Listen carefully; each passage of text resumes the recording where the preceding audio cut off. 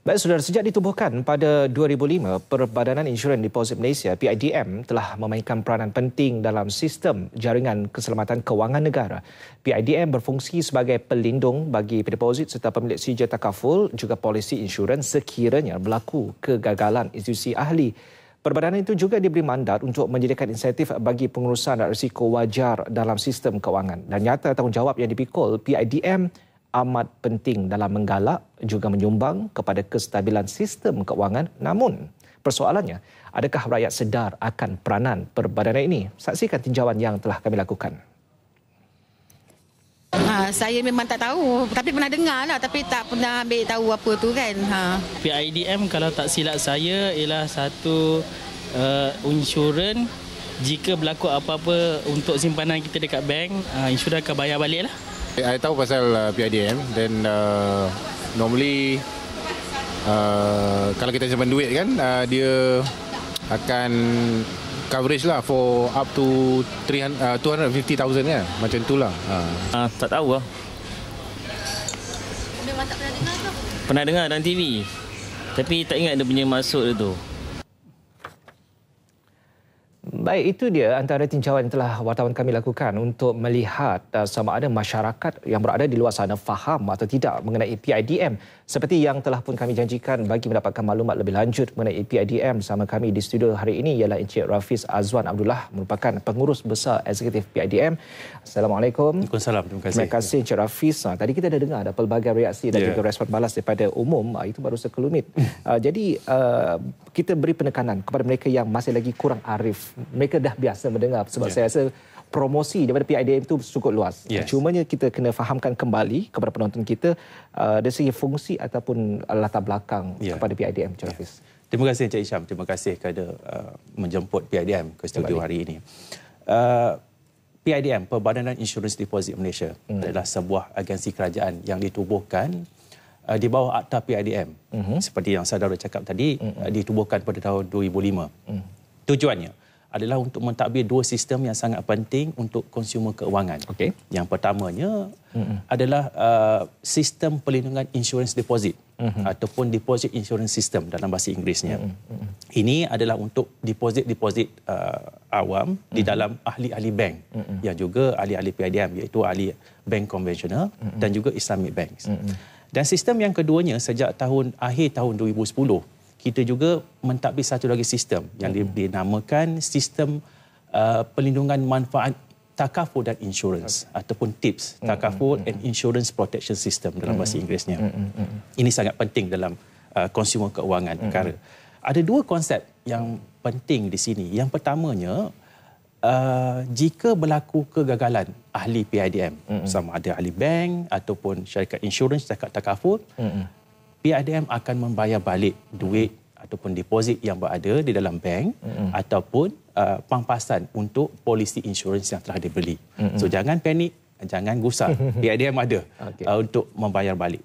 Itu yang secara nyata kepada umum. Tetapi ada satu lagi konsep yang kedua, iaitu PIDM adalah juga salah satu ataupun sebahagian daripada sistem jaringan keselamatan keuangan negara, di mana kami bekerjasama dengan sangat rapat dengan Bank Negara Malaysia.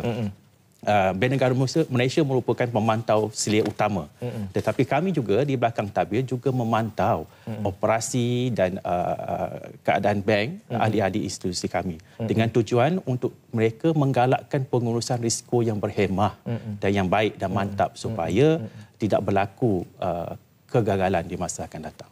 Kalaulah ada sebarang usaha berbentuk kajian daripada pihak PIDM sendiri menyentuh kepada kesedaran umum mengenai peranan PIDM, adakah itu satu perkara yang amat ditekankan juga diberi perhatian oleh pihak?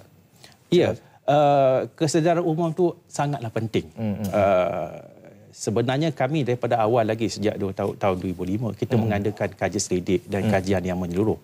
Kita juga mengambil independen atau pengkaji bebas untuk menilai setahap mana tahunya umum tentang PIDM.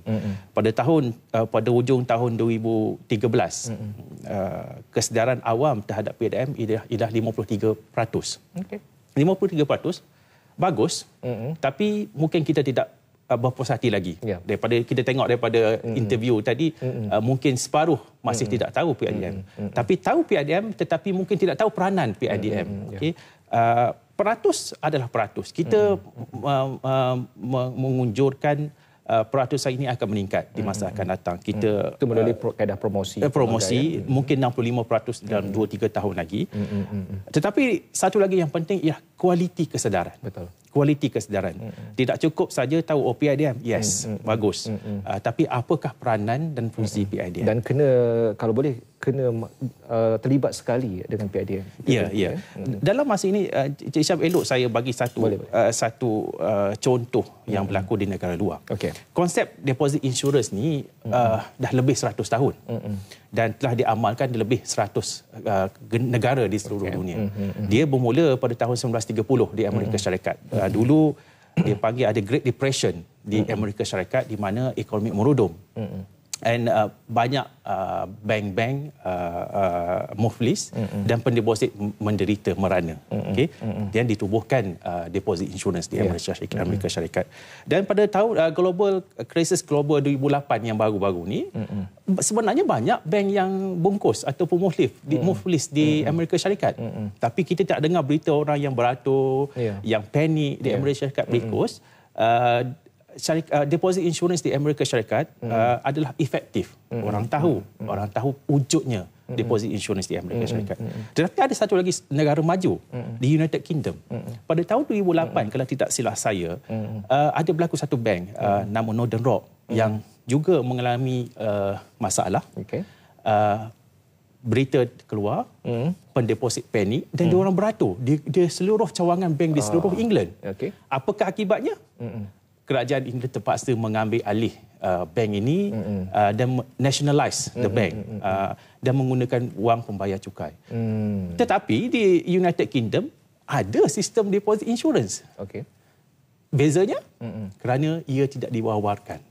Tidak ada kesedaran umum di United Kingdom pada masa itu. Sekarang telah meningkat. Tapi pada masa itu dia negara maju, telah ada deposit insurance sekian lama di United Kingdom, tapi kesedaran awam tidak ada di situ. Sebab itulah PIDM menekankan kesedaran umum tentang peranan dan wujudnya PIDM ini di Malaysia. Okey, kita mungkin boleh ringkaskan ataupun permudahkan lagi dengan istilah bahasa yang mudah kepada penonton kita pada petang ini, merujuk kepada bagaimana sebenarnya sistem perlindungan PIDM ini boleh melindungi kami. Apa sebenarnya yang perlu dilakukan dan bagaimana pihak anda sebenarnya memainkan peranan di situ? Betul. Terima kasih. Cik Isham sendiri ada akaun di bank, bank di Malaysia. Itu pasti. Kita bertanya diri sendiri. Kalau kita dengar kabar-kabar angin ataupun berita yang kurang menyenangkan tentang keselamatan atau kebaikan bank itu, apa yang kita buat? Kita gusar, kita pasti risau. Okey. Itu natural. Itu sifat manusia. Berasa risau. Duit kita, titik peluh kita, letak dalam bank.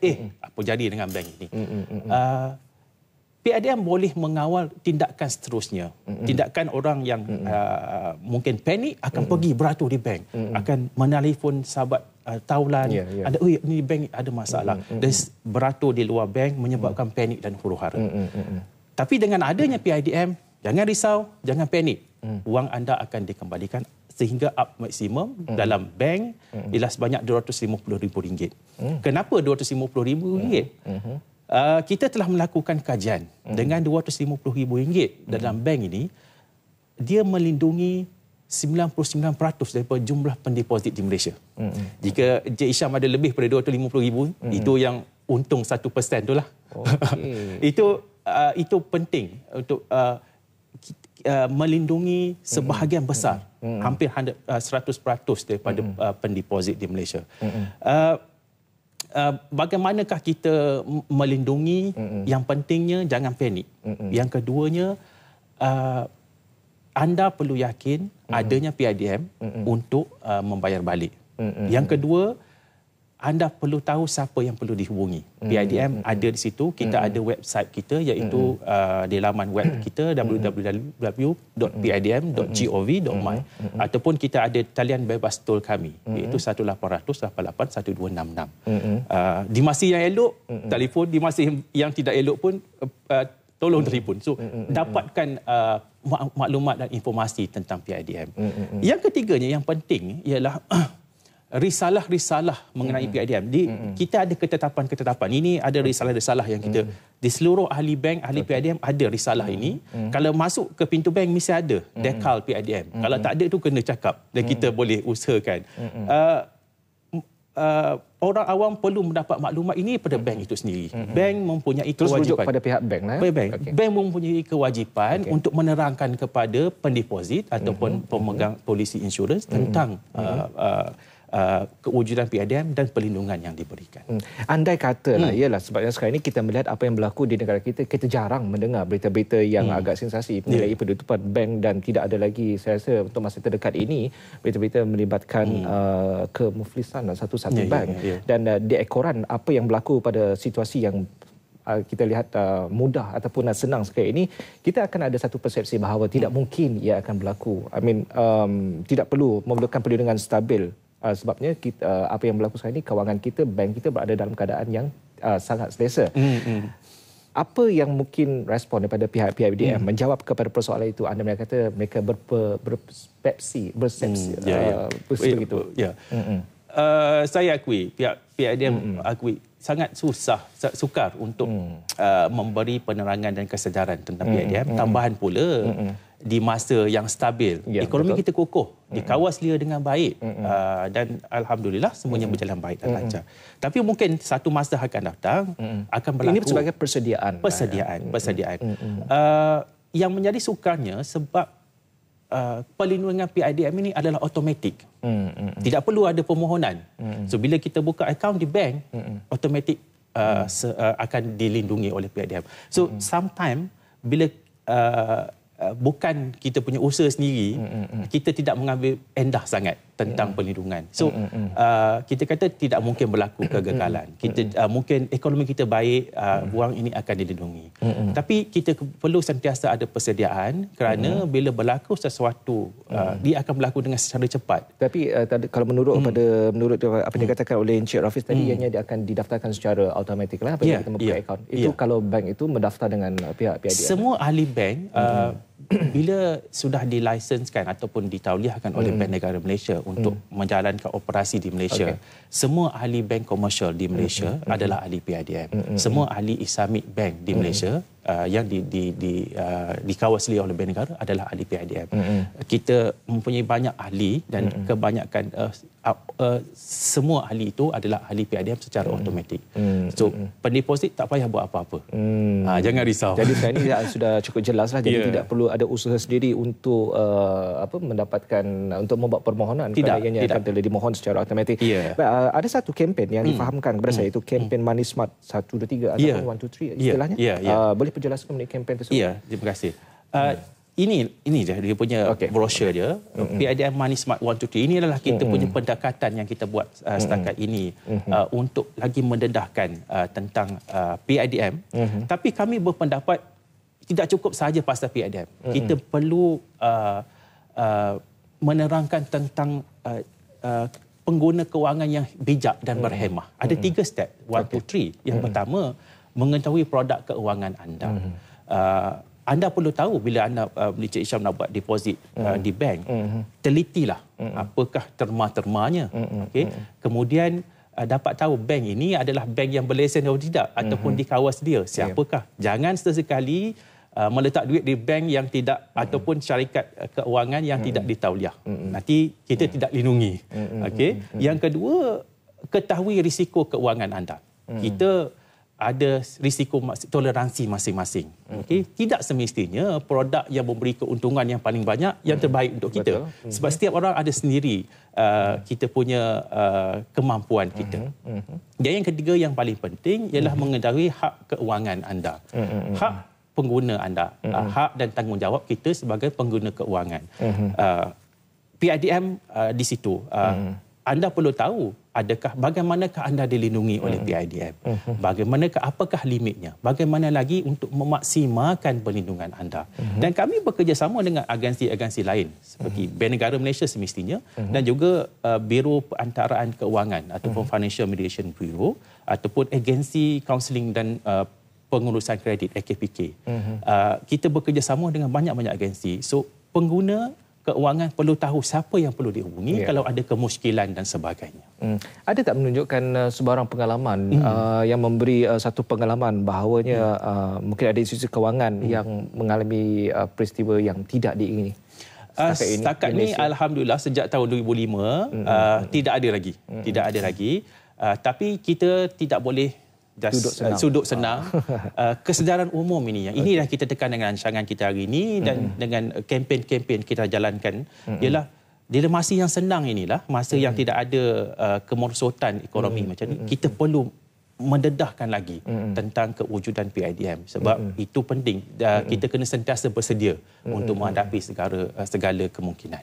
Dari segi aspek sistem perbankan, ya mungkin tidaklah begitu mutlak untuk kita mengatakan bahawa ianya betul-betul stabil, tetapi ada atau tidak jangkaan daripada pihak PIDM merujuk kepada apa yang saya nyatakan tadi. Dari segi perbankan kita ini benar-benar berada dalam keadaan yang molek, yang stabil sekarang ini. Mengikut indikator sekarang, kita baru lepas GDP projection untuk suku tahun yang pertama. Cukup bagus, cukup baik, dalam keadaan yang baik, dikawal selia dengan baik oleh Bank Negara Malaysia. So kita tak boleh mengagak bila akan berlaku. Kita sentiasa bersedia. Di negara-negara asing macam krisis global 2008, tidak siapa yang menjangkakan berlaku sebegitu rupa, sebegitu teruk dan memakan masa yang panjang untuk dipulihkan. Malaysia kita adalah salah satu negara yang berinteraksi dengan negara-negara lain, ekspor, import, menjual barang dan sebagainya. Kita akan kena tempias ni juga. Tapi setakat ni alhamdulillah semuanya nampak berjalan baik dan lancar. Itu apa yang berlaku semasa ini, tetapi saya sangat setuju apabila Encik Rafiz sendiri ada menyatakan bahawa apapun sekurang-kurangnya kita ada membuat persediaan. Mungkin ada kata-kata akhir kepada penonton kami, kita melihat kepada peranan pentingnya PIDM dan seharusnya mereka perlu memanfaatkan wang ringgit mereka itu menerusi peranan yang dimainkan oleh pihak PIDM. Yang pentingnya kepada orang awam ialah kesedaran. Satu, perlu tahu bahawa wujudnya PIDM dan PIDM adalah agensi kerajaan yang stabil dan kukuh yang akan membayar balik jika berlaku kegagalan. Di samping itu, di belakang tabir kita bersama dengan jaringan keselamatan negara yang lain akan memantapkan lagi pengurusan keuangan di seluruh negara supaya sistem kita menjadi kukuh dan stabil untuk masa hadapan.